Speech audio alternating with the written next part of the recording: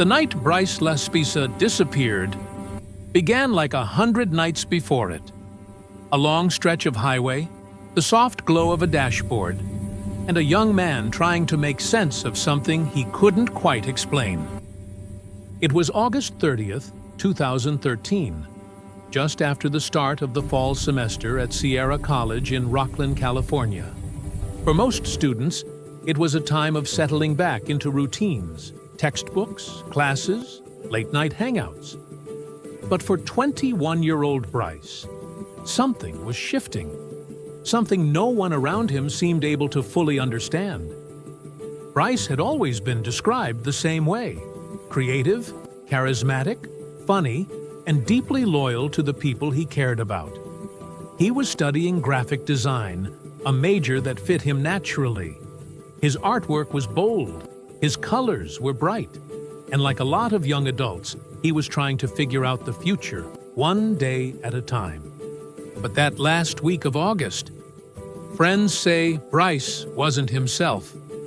Not at all. The changes were small at first, subtle enough that most friends might have missed them, but not those closest to him. Bryce started staying up late, later than usual. He seemed restless, unfocused, distracted.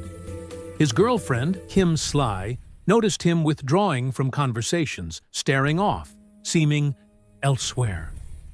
On August 27th, he texted her something that didn't feel like him. Something cold, final, distant. He said she'd be better off without him. When Kim confronted him, Bryce said he was fine, that nothing was wrong. But the words didn't match the tone, and the tone didn't match the look in his eyes. His roommate, Sean, noticed something else. Suddenly, Bryce had started drinking more heavily and taking Vivanza, a stimulant used for focus. Sean said Bryce seemed wired, unable to sleep, unable to sit still. On August 29th, Bryce got in his car, a 2003 red Toyota Highlander, and began driving south toward his parents' home in Laguna Niguel. But he never told them he was coming. At 1 a.m., Bryce called his mom, Karen, saying he was going to talk to her in the morning. His voice sounded normal, calm, collected. But what no one realized then was that Bryce had already driven over 400 miles from campus and was nowhere near where he said he should be. In fact, something strange was already happening. Earlier that day, he had stopped at Kim's apartment in Chico. She said Bryce wasn't himself. His behavior scared her. At one point, she even took his car keys because she didn't think he should be driving. Bryce called his mom from Kim's place, and Karen, not knowing the full context, told Kim to give him back his keys, a decision that still weighs on her today. Bryce left the apartment around 11:30 p.m. He told Kim he had something important to discuss with her parents. He didn't say what, and then he drove off into the night. Bryce's drive should have taken about 8 hours. Instead, it turned into a 24-hour odyssey that still baffles investigators. At 9 a.m. the next morning, Bryce was in Buttonwillow, a tiny stop in the Central Valley. He'd called roadside assistance for gas. The tow truck driver filled him up. When the man asked Bryce where he was going, Bryce simply said, "Home." But Bryce didn't leave Buttonwillow. For hours, he stayed in the exact same spot, not moving, not explaining. The tow truck driver came back around 3 p.m. after Bryce's mother, concerned, called him again.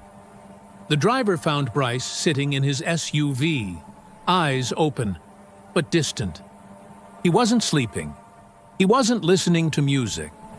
He was simply sitting. The driver described him as a nice kid, but off, not drunk, not high, not dangerous, just detached. He offered to follow Bryce to the highway. Bryce agreed. They drove a short distance together. And then Bryce pulled off the exit. He never explained why. At 11:30 p.m. that night, almost a full day after leaving campus, Bryce called his mom again. He told her, "I'm too tired to drive. I'm pulling over." He didn't say where he was. He didn't say why the trip was taking so long, but phone records show Bryce was only an hour away from their home. An hour. It was the last time anyone in his family ever heard his voice. At around 4:30 a.m. on August 30th, a worker at the Castaic Lake recreational area noticed something unusual. A red Toyota Highlander crashed down an embankment, lying on its side. The back window had been kicked out from the inside. Inside the car, deputies found Bryce's wallet, his phone, his laptop, all untouched. There was no blood, no sign of injury, just a trail of footprints leading away from the crash, heading straight toward the lake. And then, nothing.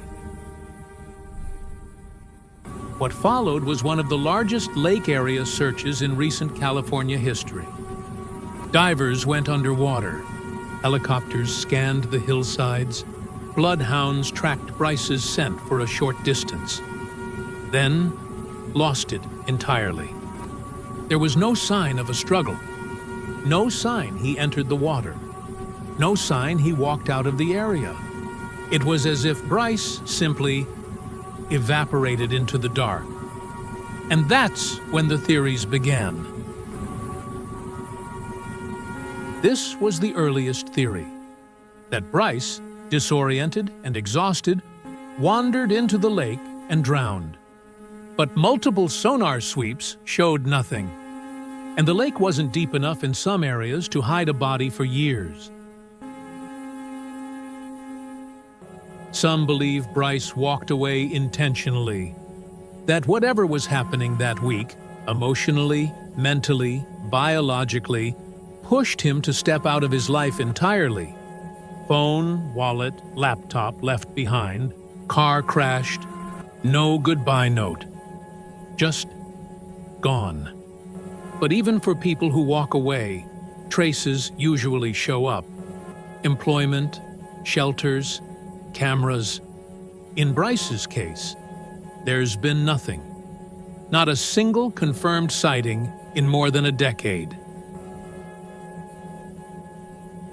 Some investigators and online researchers believe Bryce may have come across someone after leaving his car. A stranger, a group, a dangerous situation he didn't expect.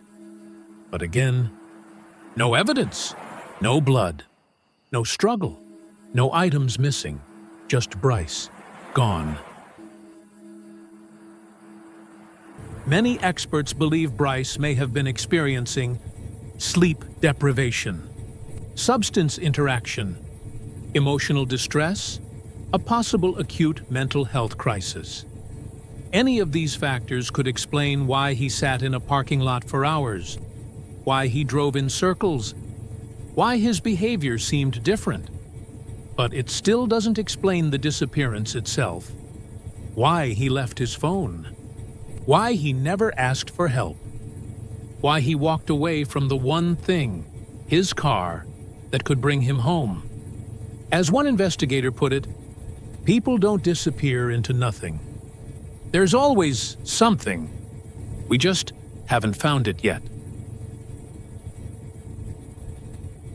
The footprints leading from his car stopped abruptly. Not at the water, not at the road. Just stopped. Dogs tracked no further scent. No tracks continued on the other side. No sign of struggle. No evidence of a second person. It was as if Bryce walked and then ceased to exist.